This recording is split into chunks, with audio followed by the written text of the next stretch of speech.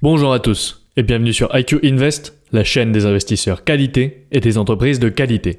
Et aujourd'hui on se retrouve pour une nouvelle analyse que vous avez été très nombreux à me demander ces derniers temps. Je pense que j'ai entendu parler de cette action au moins 20 ou 30 fois, tellement on me l'a demandé en commentaire. Donc écoutez, vous savez, je vous écoute. Donc aujourd'hui on va s'attaquer au dossier Medpace et on va voir si cette entreprise est de qualité ou pas et qu'est-ce que je vais faire personnellement par rapport à cette entreprise. Est-ce que c'est une entreprise que je pourrais acheter et si oui, à quel prix? Donc surtout, restez bien jusqu'à la fin de la vidéo pour connaître la réponse. Et comme d'habitude, cette analyse sera découpée en plusieurs étapes. Premièrement, nous verrons la société Medpace et son business model. Ensuite, nous ferons l'analyse quantitative de la société, puis son analyse fondamentale. Et enfin, nous terminerons par l'évaluation du prix pour savoir quelle est sa valeur intrinsèque. Et comme d'habitude, je vous rappelle que je ne suis pas un professionnel de la finance, cette vidéo n'est donc pas un conseil en investissement, vous êtes tous entièrement responsables de vos investissements et investir comporte des risques de perte en capital. Ceci étant dit, commençons par voir la société Medpace. C'est une société américaine qui a pour ticker MEDP, elle est cotée au Nasdaq, elle a une capitalisation de 10,32 milliards de dollars, elle n'est donc pas éligible au PEA, elle ne verse pas de dividendes et elle est dans le secteur de la santé. L'histoire de la société commence en 1992 avec la création de Medpace par August Troendle et en 2007 elle a acquis Monax, en 2009 elle a acquis PharmaBrains, en 2010 elle a fait les acquisitions de Symbios et Medical Consulting, en 2012 l'acquisition de Meditech, en 2016 Medpace est introduite en bourse au Nasdaq et en 2021 on peut citer que Medpace est nommé au SCRS Eagle Award. Au niveau des ventes par activité de la société, on a 31% en oncologie, donc tout ce qui va toucher au cancer, 19% dans le métabolique, 10% dans la cardiologie, 8% dans antiviral et anti-infectieux, 8% dans le système nerveux et 21% autres. Au niveau des ventes par région, on a 98% du chiffre d'affaires qui est fait aux États-Unis, donc c'est très concentré, et 2% dans le reste du monde. Au niveau du business model de Medpace, donc Medpace c'est ce qu'on appelle une CRO, donc Clinical Research Organization, qui est majeure et qui est spécialisée dans les services donc, de développement clinique externalisé pour les industries de la biotechnologie, de la pharmacie et des dispositifs médicaux.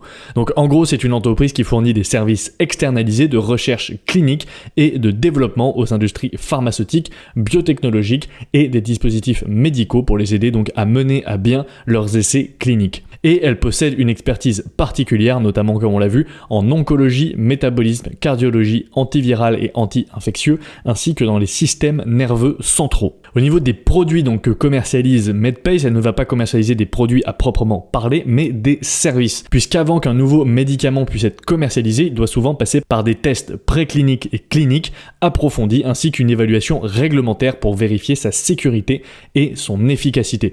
Et donc Medpace offre une gamme complète de services de développement de produits pour les essais cliniques de phase 1 à 4. Vous avez déjà probablement vu ces numéros si vous avez déjà analysé des sociétés pharmaceutiques comme par exemple Novo Nordisk, mais les médicaments avant d'être commercialisés passent par différentes phases de réglementation et de tests avant de pouvoir toucher le grand public. Ensuite, ces essais cliniques sont divisés en phases distinctes afin donc d'évaluer le produit de manière approfondie et Medpace génère ses revenus en fournissant un ensemble de services complets qui couvrent tout le processus de développement clinique de la phase 1 à la phase 4 dans un large éventail de domaines thérapeutiques. Au niveau des marchés finaux qu'adresse Medpace, Medpace dispose d'une clientèle qui est bien diversifiée et qui est stratégiquement positionnée et qui inclut notamment donc des entreprises biopharmaceutiques de petite taille qui représentent 78% du chiffre d'affaires, de moyenne taille 18% du chiffre d'affaires et des grandes entreprises pharmaceutiques 4% du chiffre d'affaires. Donc le segment des CRO plus généralement couvre surtout les petites et moyennes entreprises pharmaceutiques.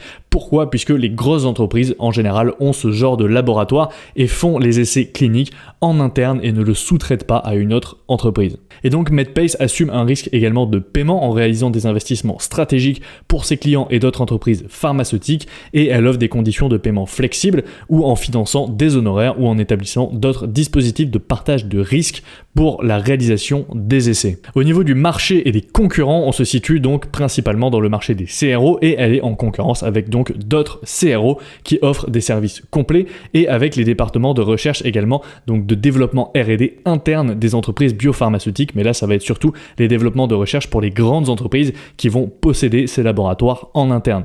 Et donc les principaux concurrents CRO, on retrouve par exemple IQVIA Holdings, Icon PLC, PPD Inc. qui est désormais intégré à Thermo Fisher Scientific, on a également Fortrea Inc. et de nombreux autres CRO spécialisés et beaucoup plus régionales par exemple. Ensuite on peut dire que c'est un marché qui est très fragmenté, donc avec beaucoup d'acteurs différents, et on a un CAGR prévu d'environ 7,3% jusqu'en 2030 par Grandview Research, et Medpace estime occuper aujourd'hui environ 5% des parts de marché, donc on a un marché adressable qui est très grand, mais en même temps Medpace n'est pas leader sur son marché et ce n'est pas le principal acteur du marché. Au niveau du management de la société, on retrouve August Troendel qui est CEO depuis 1992, donc c'est le fondateur et il est toujours CEO, il est toujours en poste. Ensuite on a Jesse Geiger au poste de président depuis 2021, en sachant qu'il a intégré la société depuis 2007. Ensuite on a Suzanne Burwig qui est COO, donc Chief Operating Officer depuis 2021, elle a rejoint la société en 1993, donc quasiment depuis le début. Et on a Reinilde Herrmann au poste de CMO, donc Chief Medical Officer depuis 2017. Et au niveau de l'actionnariat, on peut noter un point très positif, c'est que August Troendel, donc le fondateur, possède toujours 17% des parts,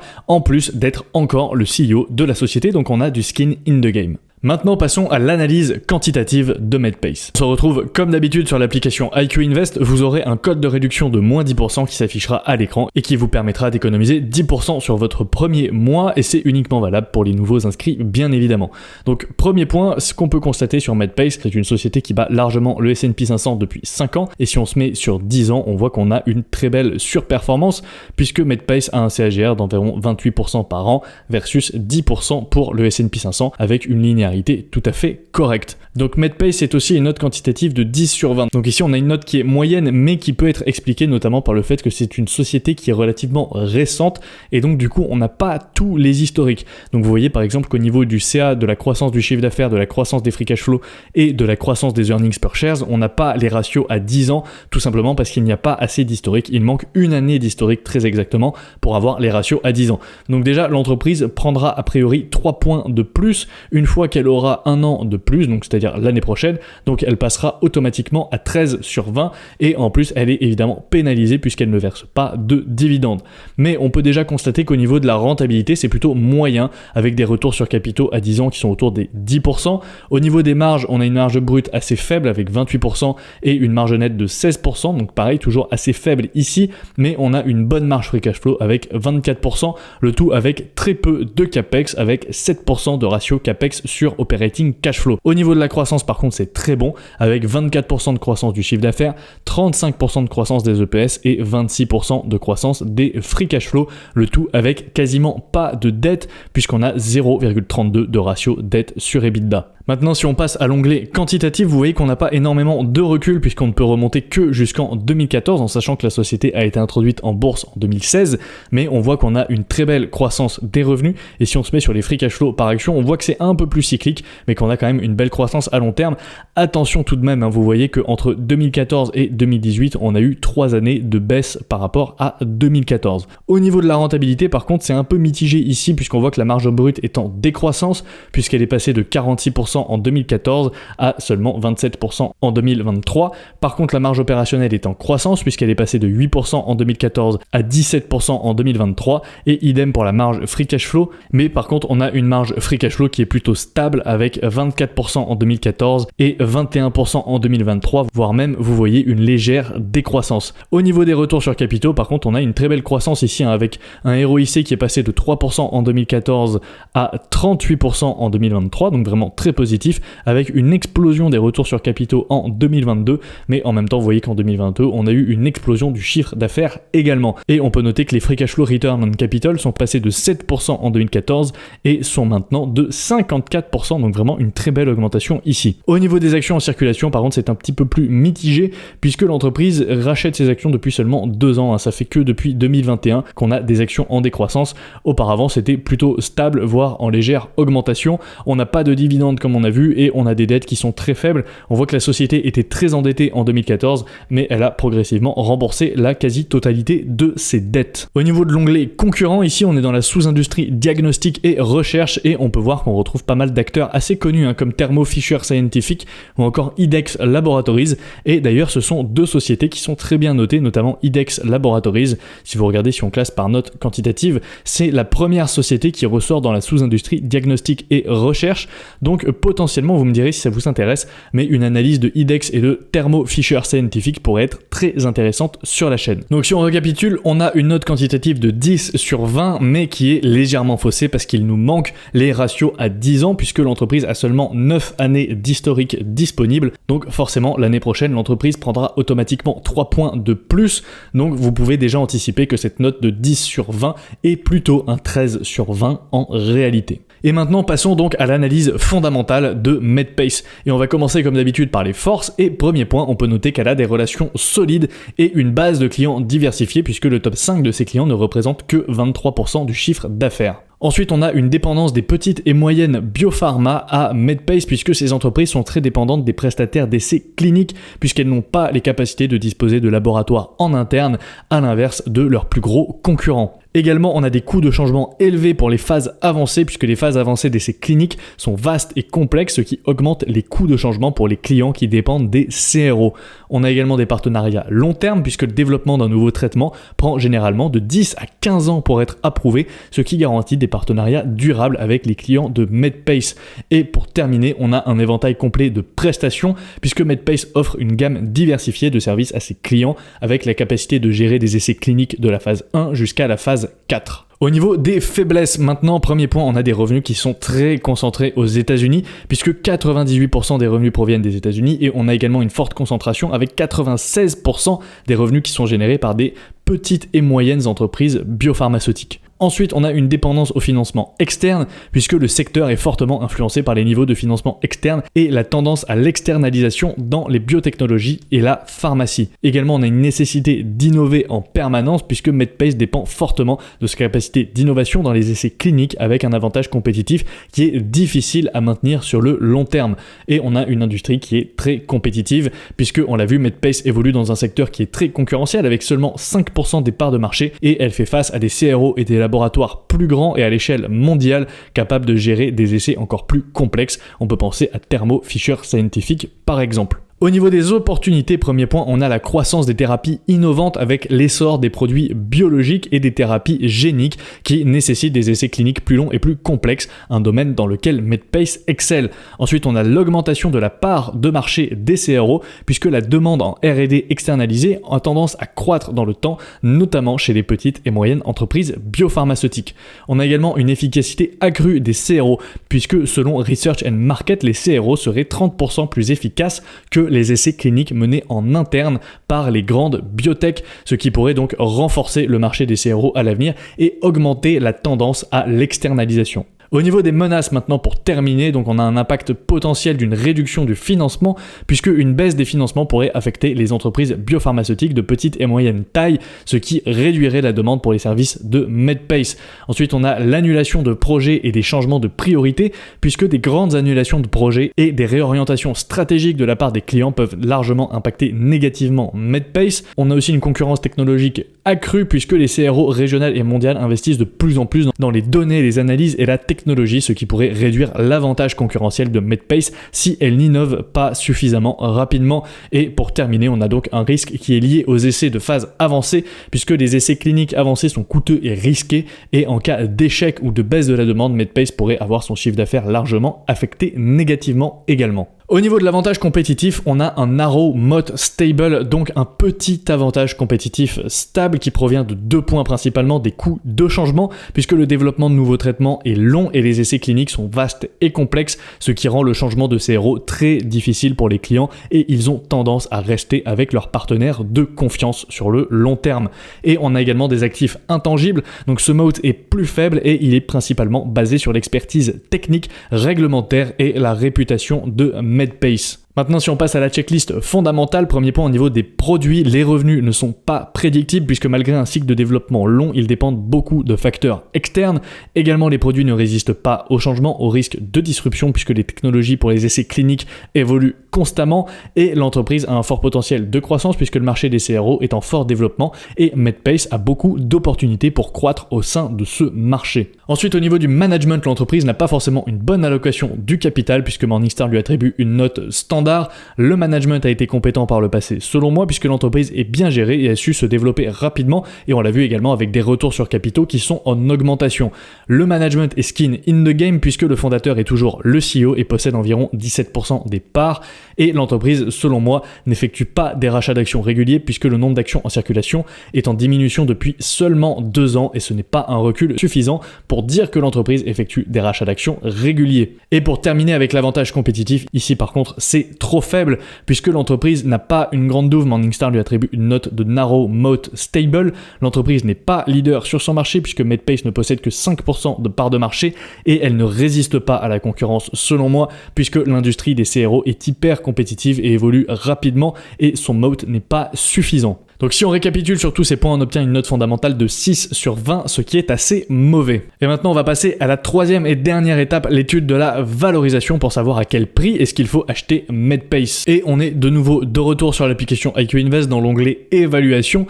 Et ici, on va renseigner notre hypothèse de croissance. Donc moi, je vais utiliser les free cash flow par action comme d'habitude. Vous pouvez voir qu'on n'a pas le ratio 10 ans, mais on a le ratio 5 ans, donc qui nous indique 26% de croissance à 5 ans. Moi, je trouve que c'est vraiment très élevé, donc on va pas mettre évidemment un ratio aussi élevé. On a une hypothèse de croissance également qui est formulée par Morningstar qui est à 12%, mais ça concerne le chiffre d'affaires. Donc personnellement, j'ai décidé de mettre 16% de croissance prévue pour les 5 prochaines années, basé sur l'historique et basé également sur l'hypothèse de croissance de Morningstar. Donc voilà, 16% de croissance des free cash flow par action, et au niveau du multiple final, j'ai décidé de mettre 20, vous allez voir pourquoi. Ici, on a un nouveau graphique qui fait son apparition dans l'application qui est l'évolution des ratios de valorisation. Donc ça va être très intéressant, notamment pour nous aider à déterminer le multiple final. Alors forcément, vous voyez que certaines données comme le PE notamment peuvent varier énormément en fonction de si l'entreprise a été profitable ou non par le passé.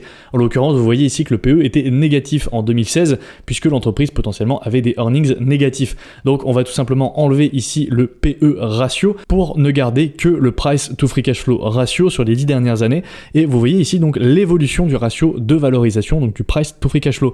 Et vous voyez que le price to free cash flow a oscillé entre globalement 12 et 32 avec des pics donc à 32 ici en 2022, mais principalement vous voyez l'entreprise aussi autour des 20 et on voit que 20 ici au niveau des price to free cash flow, c'est à peu près la médiane ici qui coupe le graphique en deux, en sachant que l'entreprise a été au-dessus des 20 depuis environ 2020, même si elle est repassée légèrement en dessous maintenant, elle est à 18 actuellement. On voit que la médiane d'ailleurs est à 19,29.